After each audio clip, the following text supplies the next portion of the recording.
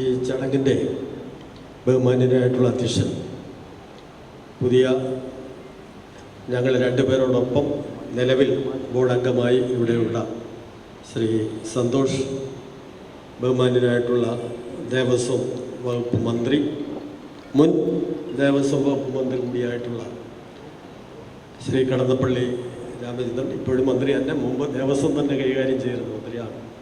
ഇവിടെ പങ്കെടുക്കുന്ന പ്രിയപ്പെട്ട MLA-മാർ, ജനപ്രതിനിധികൾ, പല മേഖലകളിൽ നിന്നായി ഇവിടെ എത്തിയിട്ടുള്ള ജയകുമാർ സാറിൻ്റെ അടുത്ത അഭ്യുദയകാംക്ഷികളും ബന്ധുക്കളും സുഹൃത്തുക്കളുമായിട്ടുള്ളവരെ, എൻ്റെ ബന്ധുക്കൾ, സുഹൃത്തുക്കൾ,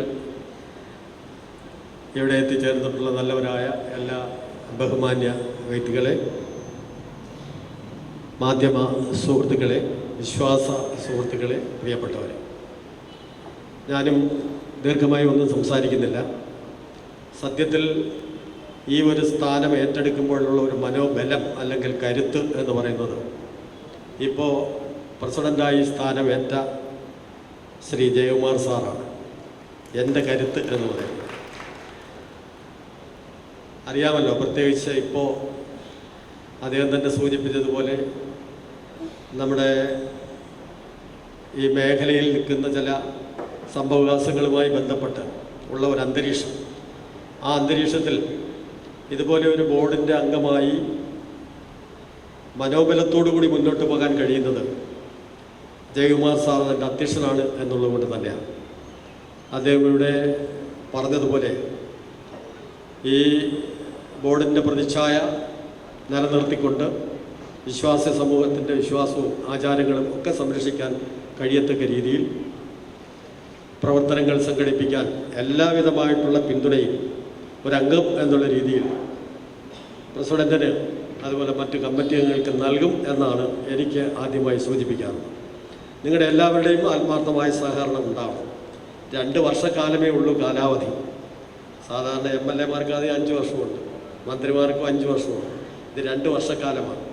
ആ 2 വർഷക്കാലം കൊണ്ട് എന്താണ് ചെയ്യാൻ കഴിയുന്നത് എന്നുള്ളതിനെ സംബന്ധിച്ച് തീർച്ചയായിട്ടും മുമ്പ് മാസ്റ്റർ പ്ലാൻ തയ്യാറാക്കിയ, സ്പെഷ്യൽ ഓഫീസറായി 2 വർഷത്തിലേറെ അവിടെ ശബരിമലയുമായി ബന്ധപ്പെട്ട് പ്രവർത്തിച്ച, അതിൻ്റെ എല്ലാം നേതാവായിരുന്ന ആൾ എന്നുള്ള രീതിയിൽ ജയകുമാർ സാറിന് ചില പ്ലാനുകൾ കാണും. ആ പ്ലാനുകൾ മനസ്സിലാക്കിക്കൊണ്ട് അങ്ങേയറ്റം അദ്ദേഹത്തോട് സഹകരിച്ചുകൊണ്ട് ഈ പദവിയിൽ ഏർപ്പെടുമ്പോൾ അതിൻ്റെ എല്ലാ ഉത്തരവാദിത്തങ്ങളും നിർവഹിക്കും എന്നാണ് സ്ഥാനമേറ്റെടുത്തുകൊണ്ട് എനിക്ക് ഈ അവസരത്തിൽ സൂചിപ്പിക്കാറുള്ളത്. മറ്റു കാര്യങ്ങളിലേക്കൊന്നും പോകുന്നില്ല. ഇവിടെ എത്തിച്ചേർന്ന എല്ലാവർക്കും, വളരെ മുതിർന്ന നേതാക്കന്മാർ, പന്ന്യൻ രവീന്ദ്രൻ സാഹ് അടക്കം ഉള്ള നേതാക്കന്മാർ ഇവിടെ എത്തിയിട്ടുണ്ട്. എല്ലാവർക്കും എൻ്റെ നന്ദി ഞാൻ ഈ അവസരത്തിൽ രേഖപ്പെടുത്തുന്നു. വകുപ്പ് മന്ത്രിയുടെ പ്രത്യേകമായ പരിഗണന ദേവസ്വം ബോർഡിനുണ്ട് എന്നെനിക്കറിയാം, തുടർന്ന് ഉണ്ടാകണം എന്നൊരു അഭ്യർത്ഥനവും കൂടെ നൽകിക്കൊണ്ട് ഞാൻ അവസാനിപ്പിക്കുന്നു.